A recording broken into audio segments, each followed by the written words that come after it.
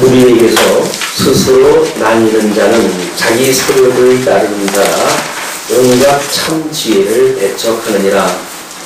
미련한 자는 명철을 기뻐하지 아니하고 자기의 의사를 드러내기만 기뻐하느니라. 악한 자가 이를 때에는 멸시도 따라오고 부끄러운 것이 이를 때에는 목욕도 함께 오느니라. 명철한 사람의 입의 말은 깊은 물과 같고 지혜의 숨은 솟쳐 흐르는 매와 같으라. 오늘 18장 제목은 화목의 추구를 훈계하는 것으로 이렇게 준비가 되었습니다. 그것은 한쪽 가로 1번에 정직한 메시아를 훈계하는 거다, 이렇게 분류했어요. 우리 반복적인 목적에 대하여 지혜롭게, 그 다음에 의롭게, 그 다음에 공평하게, 그 다음에 정직하게, 이렇게 되는데, 이 정직하게 이루시는 섭리, 잠언 섭리에서 이야기거든요.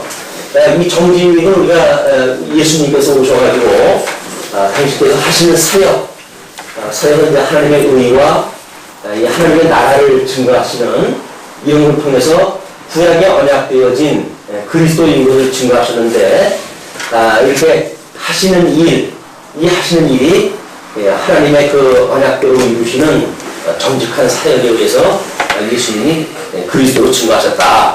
복음서적인 그런 그 내용까지 이렇게 우리가 정리가 한 겁니다. 그래서 잠언의 이 말씀이 신학적으로 언약의 말씀인데, 이 언약의 말씀은 둘째 아담이신 예수 그리스도를 통해서 성취가 되어졌는데, 그 성취되어지는 큰 주제가 사역이라고 하는 주제로 연결되어져 있다, 이제 그렇게 확인을 했어요.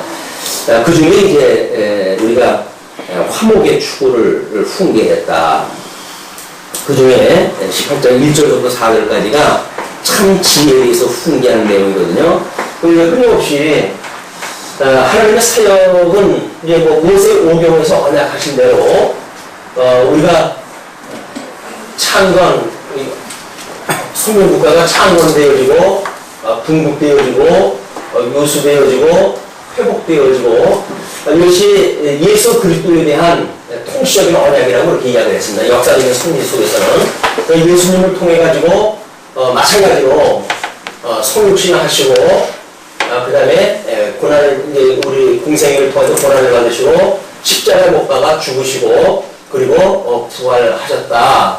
그래서 우리 혈통적으로는 이 다윗을 통해 가지고 이제 이 창건이 되었는데, 혈통적으로는 다윗의 자손으로 이 땅에 오셨고, 성령의 영으로는 죽으심으로 해가지고 다 이루어진 겁니다. 예수 그리스도가 지상 사역은 이 선민국가의 이런 언약을 이루시기 위해서 십자가에서 돌아가심으로 다 이루어졌는데, 또 한 가지 성결의 영으로는 부활하심으로 하나님의 아들로 인정되어졌다, 이렇게 이야기를 했어요.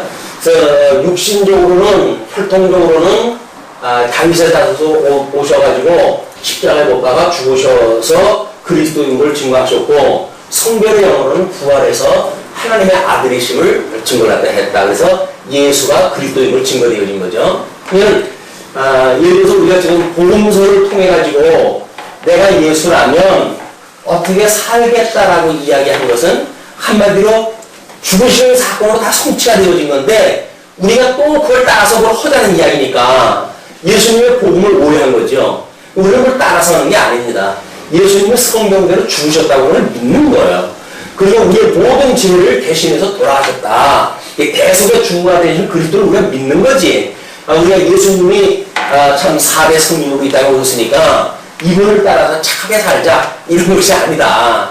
기독교가 오해가 되어지는 것이 일반 종교로 오해되는 부분이 바로 이런 겁니다. 성육신해서 오셨던 예수님을 우리가 따라서 하자, 그 이야기거든요. 근데 그 육신적으로 뭔가 따라서 한다는 그 이야기는 일반 종교와 서로 야합을 갖다 하게 되어지는 이유고, 여기에 동의하는 분들이 대부분 석탄일날 축하 메시지를 보내시는 분들이에요. 예수님을 닮아가자. 불도는 석가모니를 닮아가고 또 성도는 예수님을 닮아가고 다 착하게 사는 사람들이니까 성인으로 사는 사람이니까 그분을 따라 살자 하시는 분들이 피차 이런 축하를 해주고 그래요. 아유 참 우리 축하합니다. 또 뭐 예수님 오실 때 스님들이 축하한다 이렇게 이야기를 하거든요. 그런 육신으로 사는 것에 대한 것에 국한되어져 있는 사람들의 이 지상세계에서의 종교란 말이에요. 그러나 생명의 종교인 기독교는 죽음으로 끝난 것이 아니라 이 눈에 보이는 가시적인 세계가 끝이 나고 새로운 신령한 세계가 열리기 때문에 이 부활이라고 하는 그런 특별한 기독교는 부활의 종교입니다. 그래서 일반적으로 예수님이 죽으신 것까지 믿는 거는 율법주의자들이 그렇게 믿는 거고 우리 복음을 믿는 사람들은 예수님이 사망 것을 이기고 부활하셨다. 예수님과 함께 죽고 예수님과 함께 살았다. 예수님을 믿기 전에 가지고 있던 나의 모든 것들은 예수님과 함께 철과 정을 십자가에 못 박아 난 죽어 없어졌고 나는 죽어서 없는 거예요. 없어져야 정죄가 없죠. 여전히 살게 되면 우리는 정죄를 받고 살아갈 수밖에 없기 때문에 우리는 예수님 죽을 때 함께 죽었다. 예수님과 함께 죽고 예수님과 함께 살았다는 게 세례라고 그랬잖아요. 그래서 우리가 세례를 받았다. 뭐 성령 세례라고 해가지고 이상한 그런 걸 하는 것이 세례가 아니라 예수님과 함께 죽고 예수님과 함께 살아났다는 게 믿어지는 거예요, 이게. 그래서 그걸 믿는 걸 우리가 세례라고 하고 그 세례 받은 사람들이 중매 몸된 교회에서 선포되어질 때 이거는 우리와 함께 예수님과 함께 죽고 예수님과 함께 부활되어진 우리와 같은 성도입니다. 라고 우리 교회에 선포되어진 거죠. 그거를 우리가 이제 의식적인 세례라고 그러고 성령 세례라고 하는 그거는 우리가 예수님을 믿게 되어진 거예요. 성경을 통해가지고 주님이 나를 위해서 대신 돌아가셨구나. 그리고 그분이 나의 죄를 이제 없이하고 부활하심으로 해가지고 새로운 피조물로 나를 만들어 주셨구나. 라고 하는 우리 거듭나고 중생한 영으로서 살아가게 되어지는 기초가 되어지는 거다. 그러면 하나님이 하시는 일이 이거예요. 이렇게 이게 하나님이 하시는 일이에요. 이걸 우리가 언약자손 12지파를 통해가지고 좀 이걸 만들어 하신 거 아니겠어요?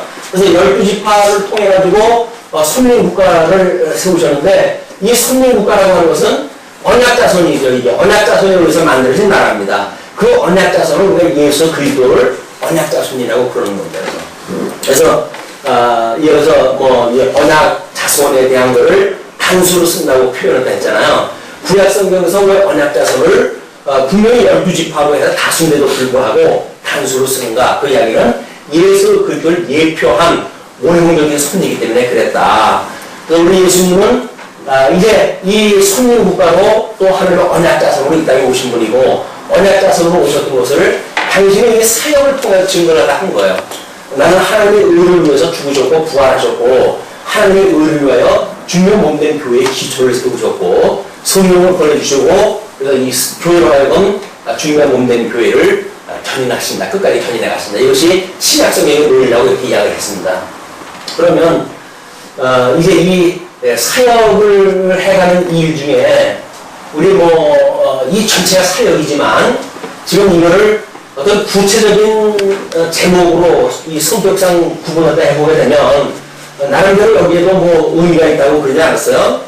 그러면 우리가 이 분급이라고 하는 것이 이게 하나님이 하시는 일, 특별히 하시는 일이 나라와 의를 우리가 드러내시는 거니까 그 나라와 의를 계시하셨을 때 인간들은 자기네들의 이해관계에 의해서 나라를 쪼개고 이렇게 북쪽 이스라엘과 남쪽 유다가 갈려져 있었지만은 이것은 하나님께서 기뻐하시는 사역이 아니었다.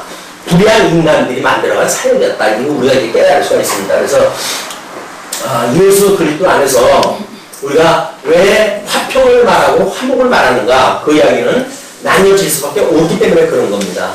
그럼 우리의 구성이 어떤 그 영과 육으로 되어져 있기 때문에 우리들의 이 육은 여기서 죽을 수밖에 없는 시간과 공간 속에서 객체가 있는 거네. 객체. 전부 각자가 가지고 있게 되어지는 겁니다. 그러나 우리들의 이 영은 예수 그리스도 안에서 한 영이 되어지는 거예요. 생명의 영. 예수 그리스도의 이 생명과 함께 합쳐진 영입니다. 그냥 이 영은 나뉘어질 수가 없는 거예요. 육체는 뭐 갑돌이와 갑순이 이렇게 나눠질 수밖에 없지만 영은 예수 그때의 영으로 우리가 연합되어졌기 때문에 나뉘어질 수가 없는 거다. 그래서 나뉘어질 수 없다고 한다면 이것이 믿어지는 사람은 우리가 이 육체가 비록 객체로 되어져 있지만 우리가 나뉘어지지 않는 주님의 몸된 교회 생활의 본을 우리가 보게 되어지는 거죠. 이제 우리 임 집사님이 3년 만에 이제 이렇게 참 어려운 시기를 이제 끝내고 하나님께서 새로운 길을 열어주셨단 말이에요. 그 얘기를 들으면서 한쪽으로 3년 만에 우리 임 집사님의 어떤 그런 여정을 어떤 그런 주기로 해가지고 섬기셨다고 한다면 이 목사는 도대체 몇 년 주기로 한번 생각을 해봤어요. 예. 우리가 여기 이제 와가지고 개척한 지가 4년이니까 아마 7년의 세월이 가지 않았나 싶습니다. 이제 그 7년이라고 하는 어떤 그 의미가 꽉 찬 그런 어떤 기간인 것 같아요. 하나님께서 꽉 찬 그런 그 기간.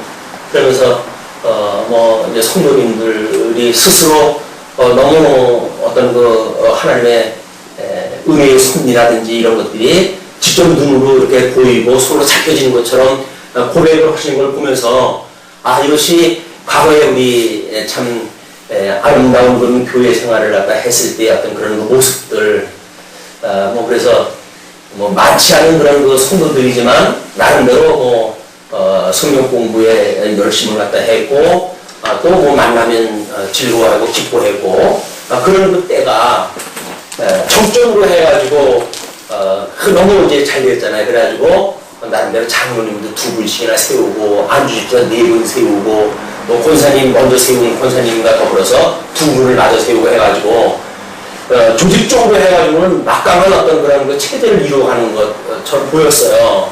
그런데 지혜로우신 분이라고 한다면 이것이 무슨 의미인지를 아니까 우리가 이거는 비록 우리가 서로 믿음의 수준이 다르고 은사가 다른 사람들이 장로로 세워졌고 권사로 세워졌고 집사로 세워졌다고 하더라도 그리스도의 영으로 한 몸이 되어졌다고 한다면 아마 이런 아픔이 없었을 것이다. 그런데 왜 이런 아픔이 있었는가에 대한 것은 오늘 잠언 18장을 우리가 확인하다 해야 하는 데 있어서 더 좋은 교육의 어떤 그런 그 시청각 자료인 것 같습니다. 우리 주님의 몸된 교회에 이런 아픔이 없으면 다른 교회를 가지고 예를 들어서 봐야 되는데 다른 교회 예를 들어서 본다고 하면 구체적으로 알 방법이 없잖아요. 저희들이 지혜가 거기까지 미치지도 못하고 그냥 우리의 지혜에 걸맞는 알아듣기 좋은 정도의 시청각 교육을 우리들한테 이 아픔의 시간들을 나름대로 성공했다고 보여집니다. 이제 이거 18장을 준비하다 보면 그런 생각이 문득 들었어요. 무리에게서 스스로 나뉘는 자는 자기 소욕을 따르는 자라 온갖 참 지혜를 배척하리라. 여로보암과 르호보암 이게 갈라질 때에 물론 여로보암이라고 하는 그 인물은 많은 사람들이 추대에 의해서 이제 그 르호보암을 배척하고 자기 고향으로 돌아가게 되어지고 그가 돌아가자 이제 다른 사람들이 추대를 갖다 해가지고 이 북쪽 이스라엘 초대 왕을 삼게 되지 않습니까? 근데 눈을 보기에는 제법 그럴듯하잖아요. 10지파, 그 국호도 또 이제 이스라엘이라는 국호까지 가져갔고 그래서 그 나라가 세워졌을 때 여로보암은 상당한 그런 어떤 그 삶의 의미를 아마 깨닫고 하나님을 찬양하지 않았을까. 단지 걱정이 된다고 한다면 사람들이 예루살렘으로 자꾸 돌아갈 것 같으니까 차대에 신앙생활을 등록하게 해서 사람들의 이런 그 돌아옴을 막자 해가지고 배들과 단에다가 나름대로 성전을 짓고 그리고 제사장 정상적인 제사장을 드리게 되면 하나님의 율법대로 해가지고 사람들한테 다 해먹는 거니까 자기 말 잘 듣는 사람을 제사장을 세워가지고 이러다 해가자. 목사가 제사장이라는 것이 아니라 어떤 주도권을 가지고 있는 사람들이 교회를 만약에 갈라져 나간다고 할 때 나름대로 누구를 자기의 그런 영역에 잡는가에 따라서 정당성을 우리가 주장할 수도 있고 다른 사람들 앞에 자랑도 삼게 되어지죠. 그러다 보니까 한쪽은 취하게 되어지고 한쪽은 놓치게 되어지고 그럼 놓치게 된 쪽에서 그냥 내버려 두게 되면 안 되잖아요. 못 먹는 고기는 식어 돼야 되기 때문에 그래서 막말로 서로 죽이고 살리고 하는 이런 엄청난 사건이 일어나는데 이 궁극이라고 하는 아픔이에요. 이 개체는 어떤 따로따로 떨어져 있는 개체가 이게 서로 살아갈 수 있는 것이 공동체의 일입니다. 공동체. 그러나 실령을 영으로 하면서 살아가는 것은 이 공동체가 아닌 거죠. 이건 실령체예요. 실령체. 그러니까 하나님을 아는 지혜가 없으면 이 부활에 참여가 되지 않으면 이 실령체의 의미를 알 수가 없죠. 겨우 죽으신 예수 그리스도의 사역을 보고는 그냥 공동체적인 감각을 가지고 있을 뿐입니다. 서로 잘 우리 지내보자. 근데 이걸로 잘 지낼 수가 있다고 한다면 북쪽 이스라엘의 그런 나라를 한 그릇 손에 따르죠. 우리는 이미 이제 그 이스라엘 역사를 알고 있으니까 지금 이 솔로몬은 창건기의 사람 아닙니까? 그럼 이 뒤에 일어나는 역사들은 하나님께서 믿음으로 계시의 정신을 보여준 역사입니다. 계시의 역사. 그래서 솔로몬이 자기의 어떤 선언이라든가 또는 아버지 때의 어떤 역사적 배경이라든가 이런 걸 통해 가지고 기록을 했지만 그거는 계시록으로 이스라엘 백성들의 일화를 미리 내다보는 거예요. 그래서 지금 어떻게 그 나라가 나뉘어지는지에 대한 그런 문제가 언급이 되어지는 거죠. 무리에 대해서 서로 나뉘는 자는 자기 소욕을 나누는 자라 온갖 참지를 배척하니라. 미련한 자는 명철을 기뻐하지 아니하고 자기의 의사를 드러내기만 기뻐하느니라. 명철은 우리가 이걸 이제 명성이라고 그랬고 이걸 지성이라고 그랬고 이걸 신성이라고 그랬고 이걸 감성, 덕성이라고 그랬단 말이야. 명철은 우리 아람으로 인해가지고 전부 죽어져 있었을 때 우리의 마음이 상실한 마음이라고 그랬잖아요. 이 상실한 마음은 하나님의 어떠한 분인가를 모르는 마음입니다. 이 마음이. 그런데 우리 하나님께서 우리 하나님의 이 은혜의 말씀을 듣게 하실 때 먼저 깨달음을 주신다고 그랬잖아요. 그러니까 상실한 마음이 회복되어진 마음을 명철이라고 이야기했어요. 명철. 이 명철하게 되어져야 이 명철한 마음 밖에 떨어진 복음의 씨앗이 하나님에 대한 지식이 가능하게 하고 그리고 이 명철한 마음이 우리의 감성을 작동을 시켜가지고 이걸 사랑이라고 하는 하나님을 사랑하고 이웃을 사랑하는 관계를 갖게 한단 말이에요. 그러니까 제일 먼저 우리는 어떤 지식이 마치 우리들의 이 생긴 머리 우리 인체 구조를 보게 되면 우리들의 이 두뇌가 모든 걸 갖다 주관하는 우리 주관자입니다. 그리고 우리의 몸은 이 주관자가 운영을 갖다 하는 그냥 운영체일 뿐이거든요. 우리 실체가 그러지만 우리의 영은 거의 가입이 되어지게 되면 그렇지 않아요. 그래서 이 신령한 말씀은 우리 지성을 통해서 깨달아지는 게 아니라 마음을 통해서 깨달아지는 겁니다. 하나님을 밝을 명자 밝을 철자 이 어둡고 상실한 마음에 우리가 어려워도 우리 마음이 밝아져야 하나님과 원수되어졌던 우리들이 하나님이 밝히 보이는 거예요. 그냥 하늘의 말씀이 들리는 거예요. 우리 너무 밝게 마음을 만들어 주셨으니까 그걸 뭐 예수님께서는 5% 비유도 하시고 그렇게 했죠. 그러니까 우리 하나님의 마음을 깨닫는 마음을 주시지 않고는 하나님의 아는 지식을 알 수가 없습니다. 그래서 우리 과거에 인식론에 있어가지고도 우리가 아는 이 지식에 근거하는가 아니면 하나님의 은혜에 우리가 이것이 기초하는가 하는 것 때문에 그건 2000년 동안 이 갈등이 되어져 왔던 겁니다. 우리의 이 인식, 하나님에 대한 지식을 깨닫는다고 하는 것이 어떤 이 지식에 대한 문제인가 아니면 은혜에 대한 문제인가. 그걸 이제 우리 성경신학에 와가지고 중생한 이성이라고 그걸 마치 무엇인가 완성도 높은 인식인 것처럼 이야기했지만 우리가 이렇게 양대 언약이라고 하는 관점으로 보니까 인식이라고 하는 그거는 어떤 이성 부분을 하나님께서 깨닫게 해가지고 자동 케이스로 해가지고 이성이 이 머리가 우리를 작동시키는 하나님이 의롭다고 하는 사람들의 시스템처럼 돌아가는 것이 아니라 만사가 하나님의 은혜로 되어진다는 거예요. 죽었던 분을 살려주셔야 되고요. 마음을 우리한테 명철하게 하셔야 되고요. 이 마음이 이 명철이 됐을 때 비로소 하나님을 아는 지식이 우리가 이르게 되어지고 이 지식이 일어나게 됐을 때 이걸 근심에 이르게 되어진다고 그러지 않습니까? 근심에 이르게 되어지고 이렇게 되어졌을 때 우리의 이 덕성 문제가 하나님의 뜻을 알기 때문에 이 모략을 우리가 세울 수가 있게 되어진다. 그러니까 이 모든 것이 하나님의 은혜가 아닌 것이 없어요. 하나님의 은혜로 깨닫기도 하고 신지식을 우리한테 뭐 믿어지기도 하시고 알기도 하시고 그러니까 우리가 하나님을 경외한다고 하는 인식론의 이 총체적인 주제가 하나님에 대하여 그러니까 하나님에 대하여 여기서 이제 이 명철 깨달아 그 다음에 이 지식 알고 그 다음에 근신 이걸 믿어 모략 이걸로 해가지고 경외하게 하시는 것이 하나님의 인식론이에요. 어떤 것 하나도 뭐 깨달았다고 해가지고 자동 케이스로 안다든가 자동 케이스로 뭐 두뇌 속에 기억이 되어져 있기 때문에 기억되어져 있는 것을 이면 믿어진다는 이런 게 아무것도 없어요. 다 하나님의 은혜로 되어지는 거예요. 깨닫는 것도 하나님의 은혜죠. 알게 하는 것도 하나님의 은혜죠. 믿어지게 하는 거 하나님의 은혜죠. 섬기게 하는 거 하나님의 은혜인 거예요. 하나님의 은혜가 아닌 게 없습니다. 우리가 이제 그 카페에 만사은사라고 해가지고 필명을 써놓은 것도 노인학을 이제 뭐 이렇게 하면서 하나님의 은혜가 아닌 게 아무것도 없어요. 살아온 세월을 뒤로다 봐도 하나님의 은혜가 아닌 게 아무것도 없어요. 뭐 성경을 논리적으로 뭐 알게 되면 뭐 어쩌고저쩌고 다 이거 맞지 않는 얘기예요.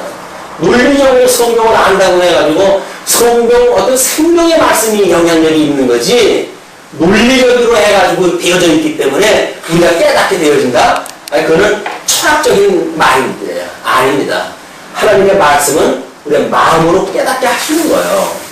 그럼 왜 너희들은 성경을 주도적으로 체제적으로 그렇게 이해를 하려고 그러느냐? 그 이야기는 이렇게 되어지는 것을 더욱 확실하게 깨닫게 하는 방법이지 이렇게 보기 때문에 아는 게 아니란 말이에요.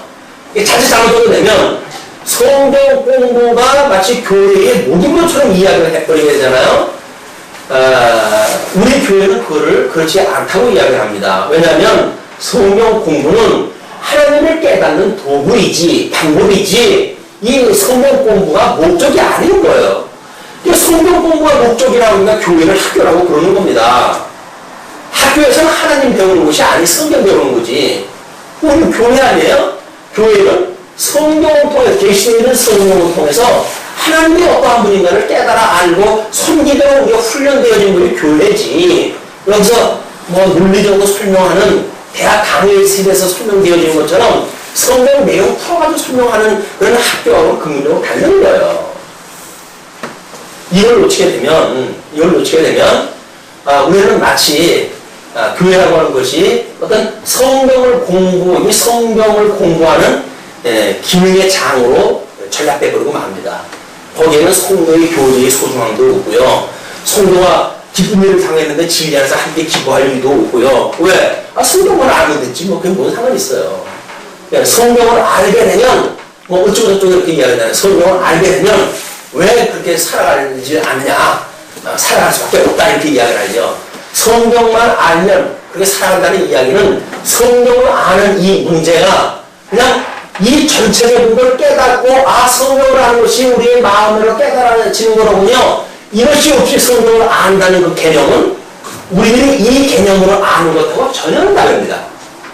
그래서 우리가 이걸 이제 성경신학적인 인식론이라고 했을 때 이 인식론에 기초한 하나님에 대한 이런 신지식은 이런 성경을 공부해가지고 알게 되면 이 성경에 대한 지식이 우리의 삶을 살아가게 한다. 그 이야기는 일반적으로 세상 철학에서 말하는 거랑 똑같은 거예요. 그렇잖아요. 만약 하나님의 언약대로 이루신 영화인 줄 알게 되면 우리가 그분을 경외해서 살게 되어진다. 이렇게 이야기를 해왔단 말이에요. 근데 정말 그럴까요? 하나님이 여호와인 줄 알아가지고 경영하는 것이 뭘까요? 예수 그리스도를 믿지 않는 이 구약성경을 믿었던 우리 유대인들은 얼마나 하나님을 언약대로 이룬 여호와로 믿었다고요. 그리고 예수님이 오실 걸 대망사상으로 해가지고 그들이 믿었던 거 아닙니까? 그럼에도 불구하고 알아보지 못해요. 생명을 알아보지 못합니다. 이 생명을 알아보지 못한다는 이야기는 생명이 주관하는 모든 그런 영역 속에서 알 수가 없다는 이야기랑 똑같아요. 우리 학생들 젊었을 때 젊은 아이들한테 너무 명제를 먼저 던져준 것들이 그것이 부메랑이 돼가지고 그 젊은이들한테 어떤 뜨거운 열정을 갖기보다는 성경을 탐구하고 싶은 마음을 주기보다는 그런 교조에 빠져버리게 되어지는 거예요. 그래서 우리 김웅 씨가 모든 그런 도구마에 대해서 자기가 싸운다고 그렇게 이야기를 합니다. 도구마라고 하는 것이 교리화되어진 거예요. 그건 민주주의가 됐든 공산주의가 됐든 무슨 철학적인 사고가 됐든지 자기네들이 말하는 그런 세계가 있어요. 그 세계에 논리적으로 모순이 없다고 믿어지는 것이 자기네들이 주장하는 거거든요. 그런데 김용욱 씨는 철학자니까 자기네들이 말한 거에 허를 한번 지적을 딱 해내는 거예요. 이게 완성되어진 도구마, 모든 도구마에 대해서 자기는 투쟁해왔다. 그래가지고 이제 이북의 황 총장이라고 하는 사람, 김일성 대학의 그 총장하고 토론을 했던 내용을 제가 카페에다 소개를 하다 해드렸는데, 왜냐면 공산주의라고 하는 것도 사상체계거든요. 이게 도구마예요. 어떤 그 논리가 있어요, 그 사람들도. 논리에 따라가지고 그 사람들 주체 사상이라고 하는 그런 철학에 의해가지고 좀 그냥 적골로 살아가는 거예요, 지금. 우리 이쪽 남한에 있는 사람들이 보게 되면 말도 안 되는 거 아니에요? 근데 그 사람들은 너무나 말이 되는 거예요, 이게. 무슨 수로 당합니까? 당할 재주가 없어요. 요즘도 이상한 문제로 해가지고 극좌 쪽이나 구구 쪽이나 이런 사람들이 이상한 논리를 펴가지고 국론을 자꾸 갈라지게 만들고 하는 일들이 만들어지는데 마찬가지예요. 그 사람들은 머릿속에 뭐가 들어있는지 감이 짐작이 안 돼요. 보통 사람들은 도대체 이해가 안 갈 만큼 이 머리가 돌아가가지고 아주 극우 쪽으로 치닫는다든지 극자 쪽으로 치닫는다든지 그 사람들의 논리가 없냐면 논리가 없지 않죠. 나름대로 논리가 있어요. 우리 일본의 아베 이런 헛소리하고 하는 것들 자기 나름대로 국가관도 있고 있죠. 그러니까 그냥 자기의 극우 사상을 어떤 그렇게 합리화하기 위해서는 말도 안 되는 소리를 하는 거예요. 그 피해를 입었던 나라에 대해서는 어떤 영향을 받는데 관심 없습니다. 왜? 나만 잘 듣지 이웃 나라는 뭐 상관 있어요. 그게 아주 극우적으로 치닫는 사람들의 사이코패스 같은 이런 마인드란 말이에요. 근데 하나님께서 우리들한테 이 깨닫는 마음을 주시고 하나님이 어떤 분인가 알게 되어지게 되면 우리들의 이 감성 문제는 근신하게 되어지기 때문에 결코 다른 사람 죽이는데 이렇게 쉽게 생각하지는 않습니다. 죽거나 하거나 이렇게 쉽지 않아요. 우리가 아픔도 함께 공유하게 되어지고 기쁨과 함께 공유할 수 있는 그거는 바로 이런 하나님의 은혜로 되어졌다고 하는 걸 깨달았을 때 가능한다. 이 근심에 대한 이런 그 문제도 하나님을 깨닫는 마음으로 믿어지는 그 믿음의 상태가 분량에 따라 다르죠. 물론 분량에 따라 다르지만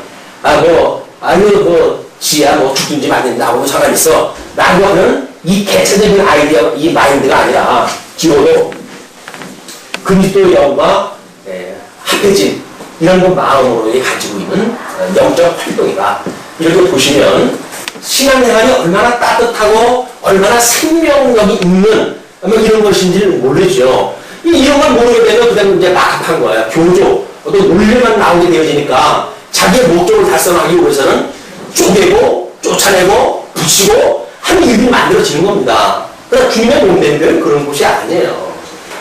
주님의 교회가 뭔지를 모르니까 자기가 주도가 돼가지고 교회를 쪼개내고 쫓아내고 이런 망나니 같은 일이 벌어지지. 이 생명이 작동하는 교회에서 사도 바울은 그 교회를 위하여 얼마나 마음의 근심을 가지고 애절하게 복음을 증거하고 했는데 그걸 자기 마음에 맞지 않는다고 해가지고 이리 쪼개고 저리 쪼개고 그러면 말이 안 되는 거죠. 지금 그 이야기예요. 미련한 자는 명철을 기뻐하지 아니하고 자기의 의사를 드러내기만 기뻐하느니라. 자기 의사, 자기 어떤 그런 논리, 자기에 대한 지식 이런 것만 자랑하려고 한다는 거죠. 악한 자가 이를 때에는 멸시도 따라오고 부끄러운 것이 이를 때에는 능욕도 함께 옵니다. 아마 그래서 외국 속담에 그런 거 속담이 있는 것 같아요. 나쁜 것은 연속아. 왜냐면 한국에 넘어오는 거 하면 또 있고 해가지고 바람이 잘 날리는 것 같아요. 그래서 이런 그 시험은 영업고 온다고 이렇게 사람들이 이야기를 하는데 그럴 수밖에 없죠. 3년의 세월 동안 어떤 한 번이라고 하는 시험이라고 하는 주제를 봤을 적에는 3년이죠. 그러나 시험이라고 하는 전체 삶의 영역에서 보게 되면 뭐 수많은 그런 그 시험거리가 있었잖아요, 그동안. 근데 이거는 전 영역에 대한 것들이에요. 또 오는 것 같고, 또 좀 이렇게, 이렇게 되어지는 거 하다 보면 다른 데 문제가 생기고, 되어지는 거다. 근데 만약에 생명의 힘으로 준비해서 은혜로 붙들어 주시게 되면 총화, 이 총화가 우리가 이제 어떤 그, 흐름으로 이해하거나, 바람으로 이해하거나, 뭐 이렇게 이해할 수가 있겠죠. 그것이 아마 마승운동 소교회 현재 일어나는 어떤 봄에 지금 5월달이니까는 이제 초여름이겠죠. 아카시아의 향기와 같은 이런 아름다운 봄의 향기가 이렇게 나름대로 주류를 갖다 이루는 그것도 하나님의 은혜의 장중안에 어떤 그 바람으로 좀 가는 거라고 보여집니다. 이것이 하나님의 은혜라고 믿어지지 않고 또 우리가 여기서 이제 뭐 이 장난쳐하는 사람들이 있게 되어지게 되면 그 사람들에 의해서 또 이것이 이제 또 이 편집풍파가 만들어질 거예요. 편집풍파가. 이런 문제들은 끊임없이 이 하나님의 은혜라고 하는 것을 우리가 기억하고 있을 때에 하나님께서 붙들어 주신다. 명철한 사람의 입의 말은 깊은 물과 같고 지혜의 샘은 속초 흐르는 매와 같으니라. 그냥 하나님께서 상실한 마음을 돌이키게 되면 그 입에서 나오는 말은 복음의 말이 나오겠죠. 깨달은 말이 나오겠죠. 깨달은 마음은 우리가 이게 할 수만 있으면 축복의 이야기 이런 그 이야기가 나오지 깨달았다고 하면서 저주하는 이야기가 나온다고 한다면 그 사람은 깨달은 게 아니겠죠. 명철한 사람의 입에서 나오는 말이 아닙니다. 그래서 명철한 사람의 입에서 나오는 말은 깊은 물과 같다고 하는 그 이야기는 완전히 생수와 같아가지고 그래서 정말 생명수와 같은 그런 그 말이 나온다. 그리고 그가 가지고 있는 지혜의 샘은 속초 흐르는 매와 같다. 악인을 두어하는 것과 재판할 때의 의인을 억울하게 하는 것이 선하지 아니하니라. 우리 5절부터 8절까지를 미련한 입술에 대해서 훈계하는 것으로 이야기를 했는데요. 악인을 두어하는 것.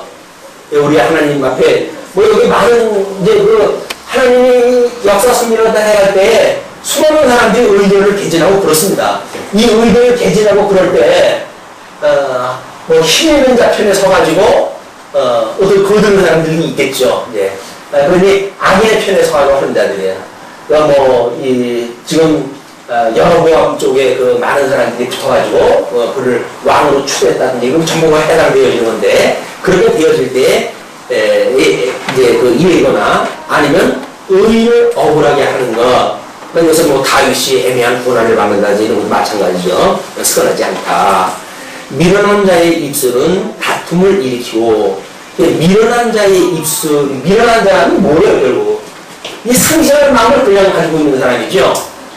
상실한 마음을 그냥 가지고 있는 사람은 이 영이 어둡잖아요. 어두움에 우리가 다 버려줬으니까 이 어두움에 버려두사 합당치 못한 일을 갖다 우리가 하게 되어 있잖아요. 이 합당치 못한 그 일이 로마서 우리 1장에서 이야기한 것처럼 합당치 못한 일이 시기하고 질투하고 미워하고 하는 것들이 전부 여기에 속한 것들이란 말이에요.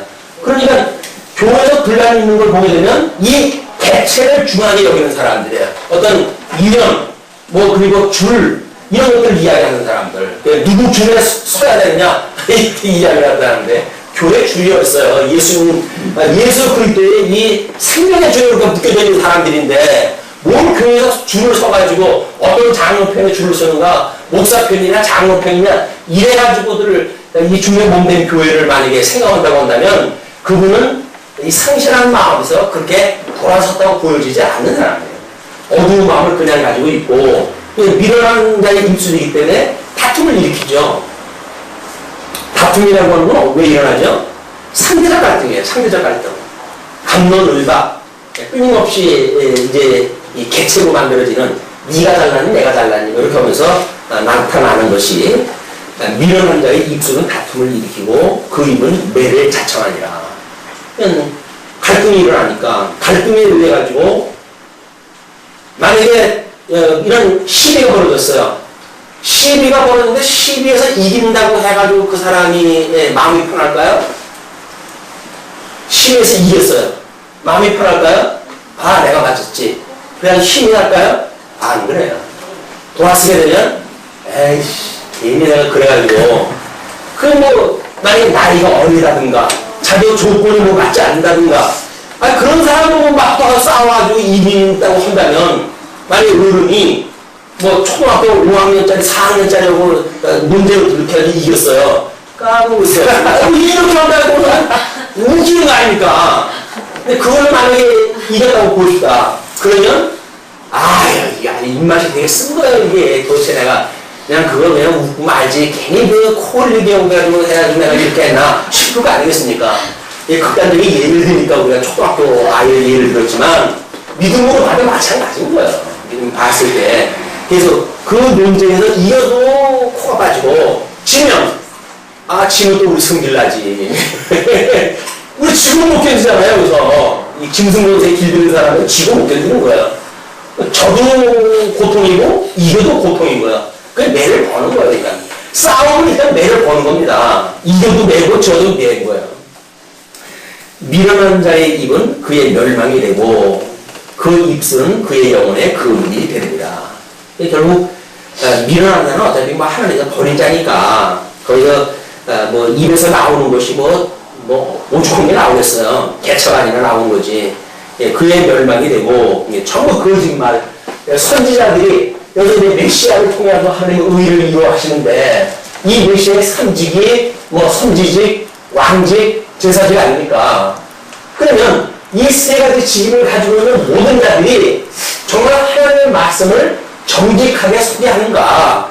이것이 이제 하나님께서 나라를 손님을 튼튼하게 만들어 하시는 손인데 이 분국의 역사쯤 되면 우리 이게 어디서 나옵니까? 열왕기 상서부터 역사기 하까지 나오는 사건 아니에요 이게.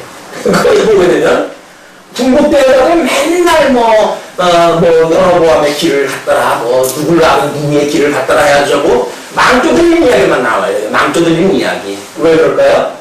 하나님의 의가 아닌데 나눠져가지고 지네들이 잘났네 전에 해도 하나님의 기도하시는 뜻대로 손님되어 있는 나라가 아니다.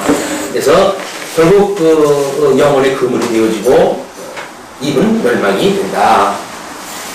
남의 말하기를 좋아하는 자의 말은 별시가 같아서 뱃속 깊은 데로 내려갑니다.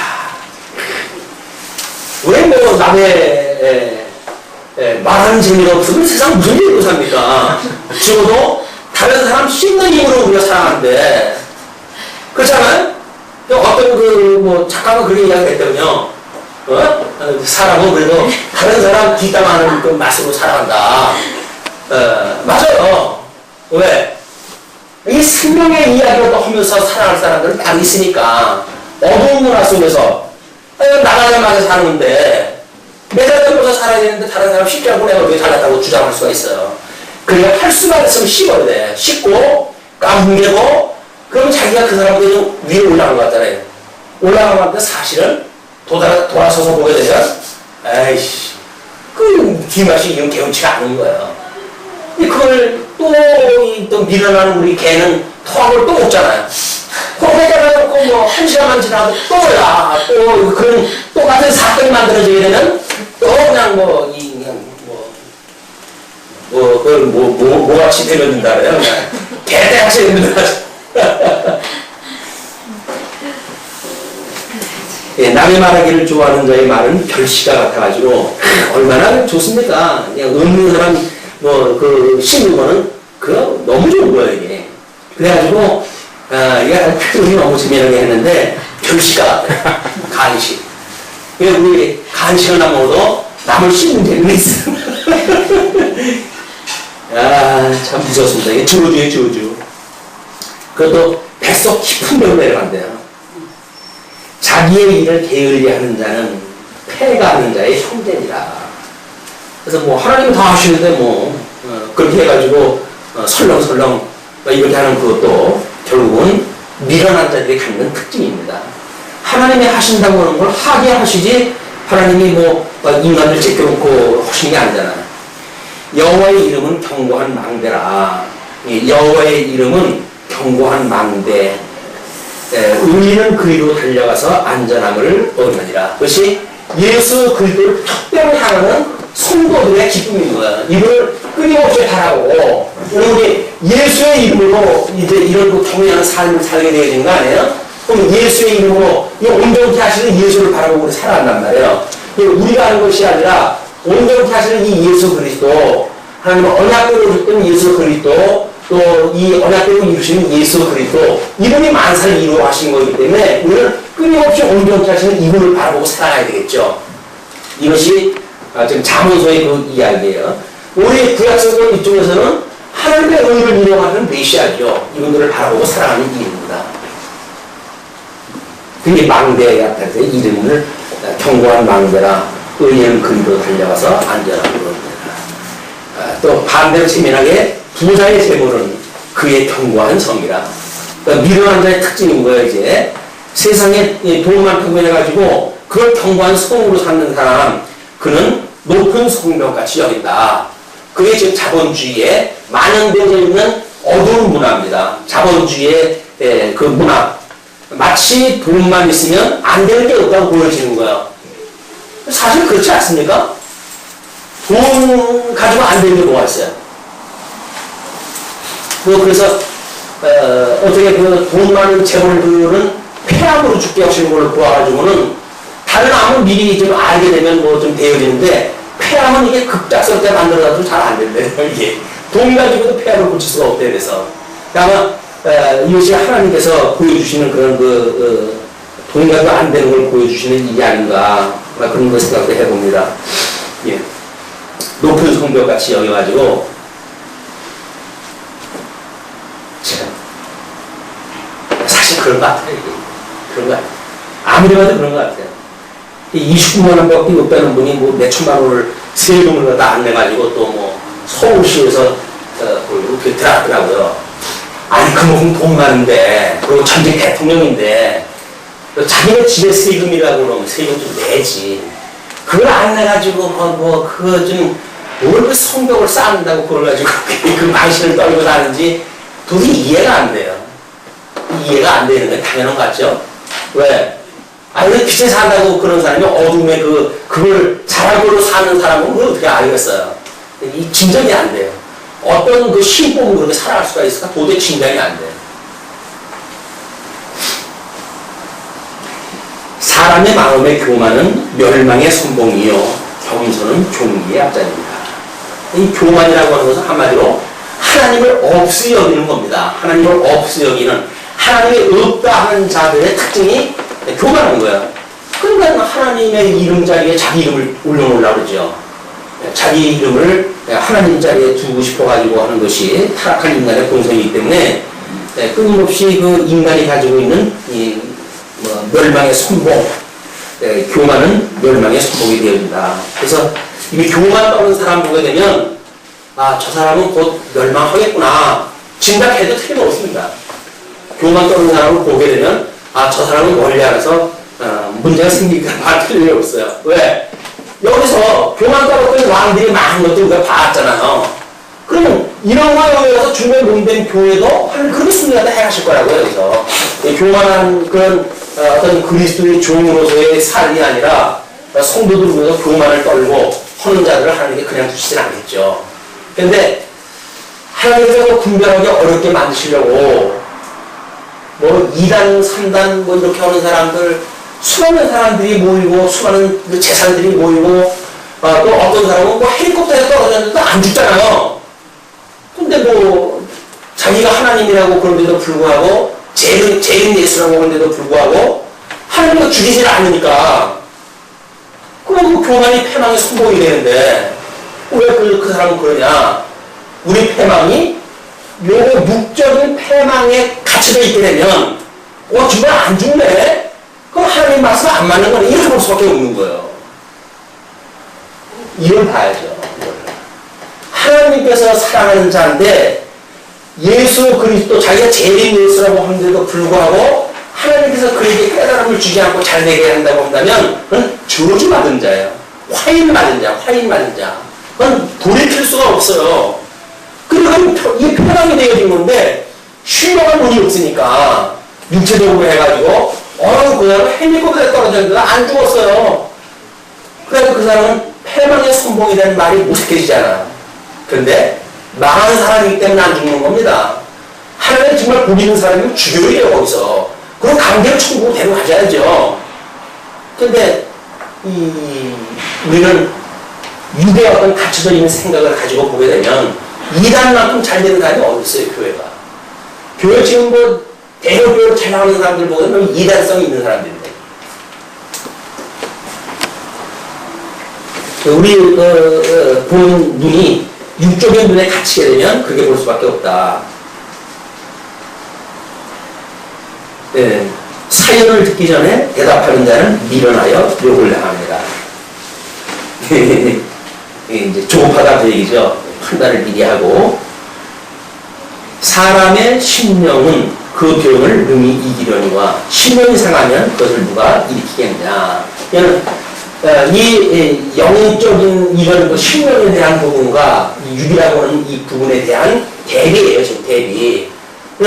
신령한 쪽으로 해가지고 우리가 깨달은다고 한다면 육신을 만약에 하나님께서 이 살아있는 영을 위해서 계시의 도움을 주셨으니까 이 교육이 필요하다고 한다면 이걸 고쳐서라도 연락시켜 주시겠죠. 뭐 히스기야 왕이 병명이 기도하다 했더니 7년 생명이 연락했다. 그럼 하나님께서 왜 그를 7년 동안이나 연습시켜 주신 거예요? 그가 그냥 기도했으니까요. 근데 하나님께서 그의 이 영혼을 보고 신령을 보고 그런 하나님 언약대로 이루어가시는 그 영혼을 깨닫는 그 마음을 가지고 그 기도를 한 거 아니겠어요? 그래서 7년의 생명 영향을 받고 문해사라고 하는 그 아들을 낳아가지고 왕위를 계승하게 했던 그 역사가 있었던 거지요. 그래서 우리는 그 신령을 빼내고 히스기야는 기도하기 때문에 7년 생명 연장된 게 아니라 하나님께서 그 왕위가 끊지 않는다고 약속을 했기 때문에 히스기야는 기도를 안 했어도 그 왕위는 이어졌다 라고 이야기를 갖다가 자랑삼아하고 그랬죠. 근데 그 두 가지를 다 놓치면 안 돼요. 물론 그 언약의 기초에 기도를 다 한 거죠. 그러나 기도가 없어도 됐다고 하는 가정은 성경을 무너뜨리는 일이에요. 그 기도를 다 했는데 왜 기도를 안 했다고 하더라도라고는 가정을 볼 수가 있어요. 그건 자기의 도구마, 그 교조를 만들기 위한 수칙인 겁니다. 그런 걸 잘 이제 봐야 돼요. 강론자가 자기 주장을 만들기 위해서 성경에 있는 걸 우정 감춘다든지 성경에 없는 거를 더 보탠다든지 하는 이야기가 있으면 저 사람은 왜 저렇게 해야 할까? 살펴볼 일 있죠. 주님의 몸된 이 교회 성도들의 주는 계시의 말씀은 오랜 세월 동안 그동안 하나님께서 감수해오면서 지금까지 온 거거든요. 그 성경 말씀을 변한 자기 어떤 논리를 맞추기 위해서 뜯어고치고 원어를 갖다 대고 하는 그 어떤 문제가 있어요. 그냥 하나님의 백성들이 순전한 마음으로 읽으면 깨달을 수 있게끔 성경이 되어져 있지 특별하게 성경 원어를 들여다 대고 그거를 비틀어 놓고 이렇게 해야 진리를 깨닫게끔 되어 있지는 않습니다. 그냥 그러네요. 아멘 하고 읽어 나가면 그냥 그렇게 되어져 있어요. 성경은.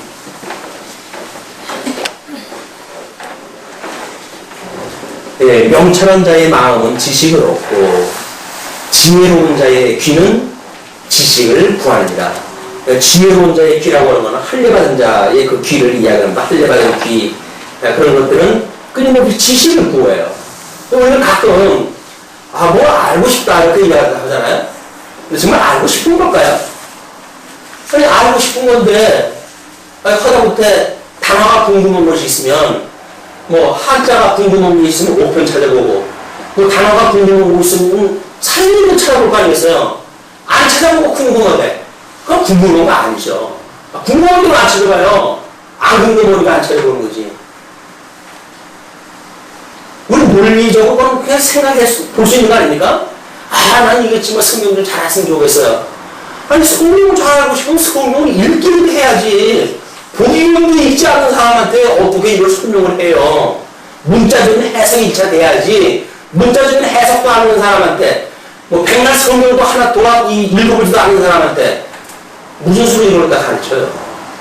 그거는 불신 지옥, 뭐 예수 천당, 그냥 그런 복음이야 전하고 그걸 알려고 한다면, 그냥 그 정도 수준으로 만족하다 이야기를 해야지. 궁금하면 뭐 궁금해요, 궁금하면. 아, 예수 믿으면 구원 가는데, 라고 해가지고 그냥 막연하게 믿고 그냥 살아가는 일이지, 궁금한 게 아니다. 아, 궁금하면 요즘 같은 세상에 뭐 인터넷 뒤지게 되면 온 정보가 다 있는데, 뭐 궁금한 게 왜 그걸 들여다보질 않겠어요. 바쁘다고 이야기했다 하죠. 그러니까 바쁘다고 이야기한다, 그 바쁜 것은 궁금한 것보다 소용이 뒤로 있다는 거예요. 그러니까 바쁜 걸 핑계를 대는 거예요.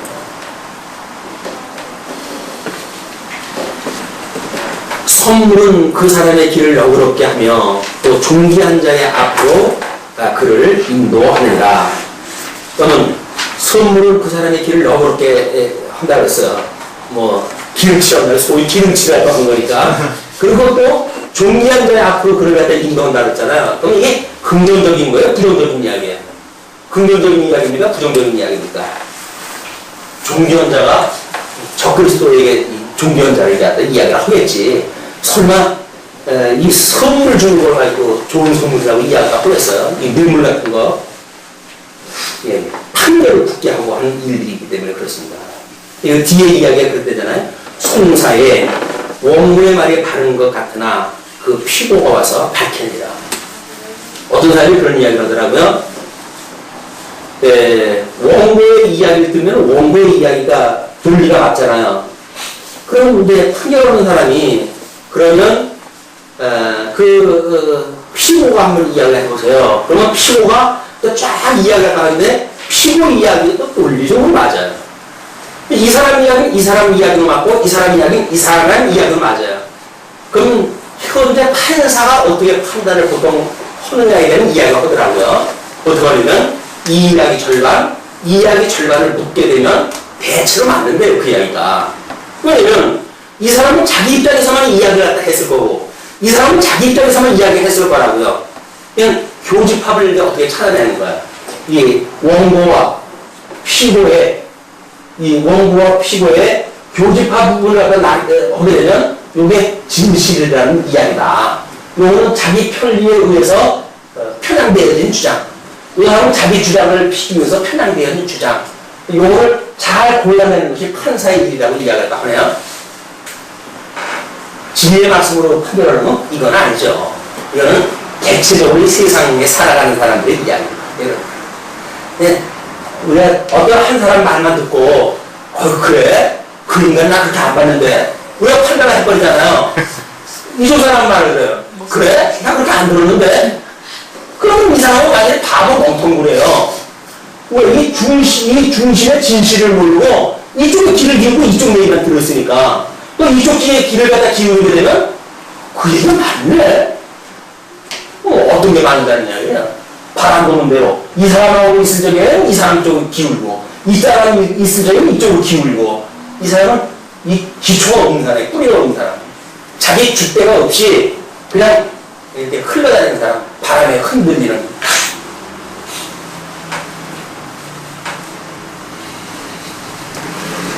예, 하나님께서 이런 그 사람들의 다양한 사람들이 이제 있으니까 제비 뽑는 것은 다툼을 그치게 하여 강한 자 사이에 해결케 하느니라. 그래서 제일 공평한 게 뭐야? 제일 공평한 게 가위바위보 하는 거예요. 가위바위보 하자. 이걸 뭐 강호동이하고 유재석이하고 만약에 실버를 떠오면 강호동이 이길 거 아니에요. 또 만약에 뭐 그냥 막 말로 한다고 한다면 유재석이 이길 거라고요. 그럼 공평하게 하는 방법은 가위바위보는 수밖에 없어요. 가위바위보. 제비 뽑는 것이 그래서 다툼을 그치게 한다는 이야기입니다. 어떤 전제하에 그럴까요? A도 B도 주관하시는 하나님이 있다고 했을 때 하나님이 주관하신다고 믿어질 때 이게 가능한 일입니다. 힘 있는 사람이 자기가 A라고 하는 방법으로 하면 이길 텐데 왜 가위바위보를 갖다 해요? 이쪽 사람은 아니, 자기 좋은 방법으로 하면 이길 텐데 왜 가위바위보로 하겠어요? 그렇게 안 합니다. 그러나 하나님이 살아계시고 그분이 만사를 주관한다고 믿었을 때 우리는 마음을 주관하시는 하나님 앞에 우리가 제비를 뽑읍시다. 해도 좋다. 그런 거예요. 노엽게 한 형제와 화목하기가 견고한 성을 취하기보다 어려운즉 이러한 다툼은 산성 문빗장 같은 거예요. 마음 안 열어요. 한번 삐지면 마음 안 엽니다. 우리가 얼마나 고집부통인데 뭘 상대방을 향해서 마음을 넓히고 뭐 입장을 바꿔놓고 생각을 하고 말은 좋죠. 그런데 평생을 살고 있는 부부지간에도 마음을 안 열어가지고 갈등이 끝이지 않는데 자기를 죽이겠다고 요구하는 사람한테 마음을 연다고요? 자기한테 만약에 그렇게 뭔가 저 채소를 갖다 취했을 때 이득이 있다고 생각을 하면 그런 연출 없을 수 있겠죠. 그러나 인간의 대목들이 그렇게 안 되어져 있어요. 이 사람에 대한 공성의 이야기예요, 지금. 그 노엽게 한 형제와 화목하기가 견고한 성을 취하기보다 어렵다고 이야기를 하니까 할 수만 있으면 노엽게 하지 않는 방법이 최선의 방법인데 그럼 노엽게 안 하려면 어떻게 하겠어요? 노엽게 안 하려면 안 만나. 관계가 없어져. 방법이 없어요. 하나 집어넣을 뿐인데 방법이 없어요. 여기다 집어넣는 거는 하나님은 만사를 주관하시는 분이로구나. 이걸 깨닫게 하시는 거지. 여기서 방법을 갖다 해가지고 그럼 노엽지 않게 하면 되겠네. 노엽지 않게 하면 방법이 있나요? 아무리 좋은 이쪽에 A 방향 쪽으로 좋은 이야기를 하잖아요. 그럼 삐진다고요. 그래? 방법 잘못됐나? 다음에 이쪽 걸로 하잖아요?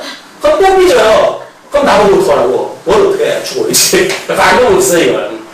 비율을 맞춰가지고 뭐 화평을 하다 이룰 수 있는 방법이 없는 거예요. 예, 왜 인류의 역사에 있는 일에 평화가 존재하지 않는가? 안 되는 겁니다. 이건 될 수가 없어요.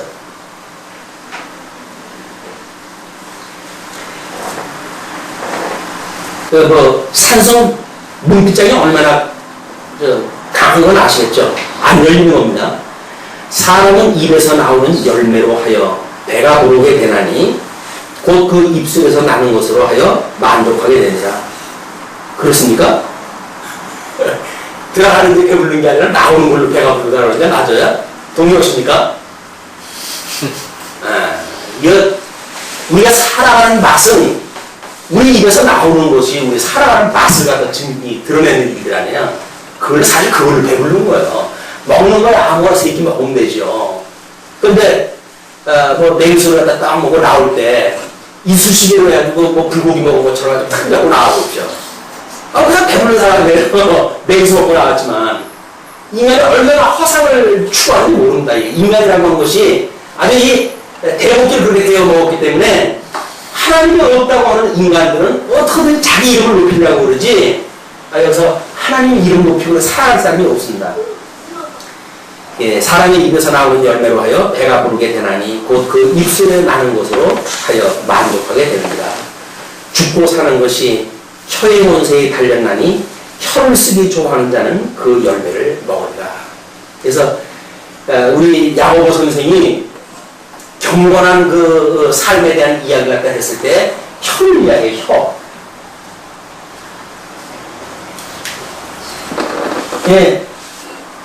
배의 작은 방향키가 배의 방향을 튼 것처럼 사람의 이 작은 지체인데 혀가 혀가 온몸을 어부한다는 거예요.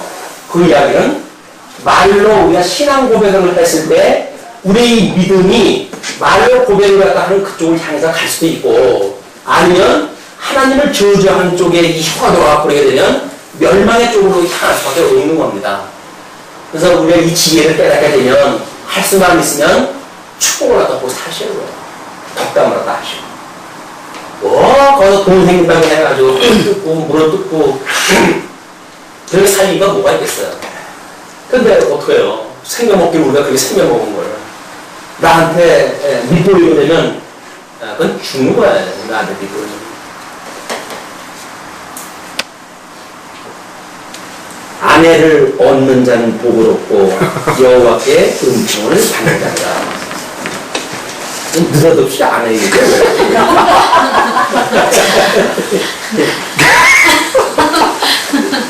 우리 이 개체라고 하는 것이 늘 문제가 뭐냐면 이게 나무고 여 아니에요. 그런데 뭐 금성에서 오고 화성에서 왔다면요, 이건 해결 방법이 없어. 이게 하나님께서 우리들을 이 개체에 대한 그 이해를 시키기 위해서 한 몸을 잘라놨어요. 그러니까 둘을 합쳐가지고 한번 살아가라 이렇게 이야기를 했거든요. 사실 이게 한 몸이에요. 자기 한 몸인데 잘라가지고 지금 만들고 살아가잖아요. 그게 왼수야 이게. 그래서 결국 우리 왼수는 어디에 있는 겁니까?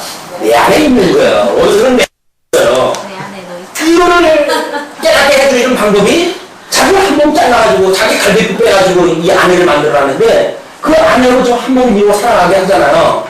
근데 이 아내가 왼수로 보여. 왜 그러냐면 내 안에 원수가 있으니까. 그걸 알 수가 없잖아. 그걸 드러내가지고 거울로 보여주는 거야. 네 원수가 이거다. 그러면 또 이 곰탱이가 상대방과 원수라고 하는 거야. 이게 난지 모르고. 그걸 우리가 자학증이라고 해. 자학. 스스로 자기가 한다는 거예요. 자기인데 이게 나라니까는 나한테 이걸 갖다 자꾸 구박을 갖다 하고 뭐 그렇게 이야기를 하는 거예요. 그러니까 원어술적으로는 상대방으로 보이니까 뭐 이상한 게 아무것도 없잖아요. 뭐 당연히 그렇게 뭐 갈등이 있는가 뭐 이렇게 이야기하잖아요. 그러니까 만약에 둘을 한 명으로 합치고 나 하나가 됐어요. 근데 거울을 갖다 보면서 네가 잘났냐 네가 잘났냐 하는 걸 갖다 보게 되면 지나가는 사람이 바로 묻죠. 쟤 뭐냐 지금. 그런 거 아니겠어요.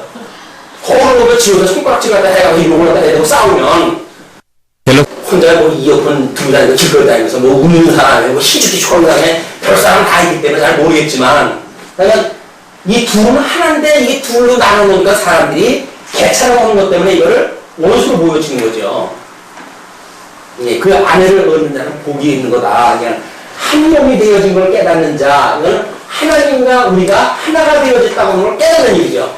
하나님과 원수 되어졌던 우리들이 하나님과 한 몸이 되어졌고, 하나님이 한 몸이 되어졌다고 믿어질 때 형제가 우리가 하나의 몸으로 깨닫게 되어지는 것이기 때문에 지금 이 아내를 얻는 자에 대한 이야기가 벌써 나온 겁니다.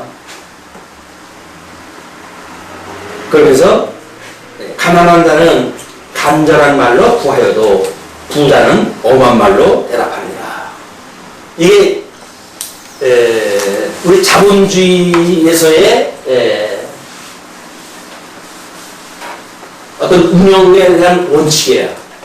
자본주의에서 운영할 때 강력한 어떤 그런 그 메시지를 전하지 않으면 사람들 말 안 듣습니다. 아니 여기서 일을 갖다 시키는데 이 형제님 이것 좀 해주시겠어요? 뭐 저것 좀 해주시겠어요? 처음에는 뭐 이런 신선한 데가 있지? 하고 잘 하는 것 같죠? 조금만 지나면 딴짓한다니까 말 안 들어요.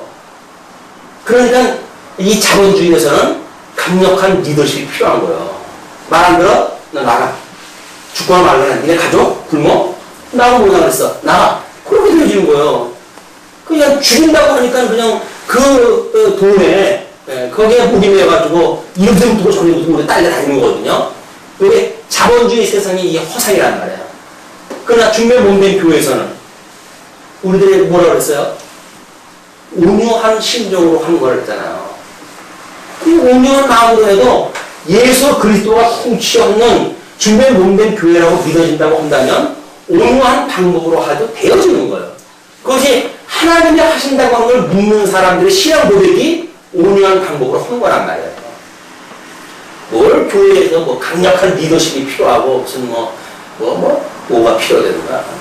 그냥 그렇지 않습니다. 그냥 하나님의 말씀만 우리가 남겨두면 온유한 심정으로 살아가도 하나님 그 교회를 해 가셔요. 가난한 자는 간절한 말로 구하여도 부자는 엄한 말로 대답하느니라. 많은 친구를 얻는 자는 해를 당하게 되거니와 많은 친구를 얻는 자는 해를 당하게 되거니와 어떤 친구는 형제보다 친밀하니라.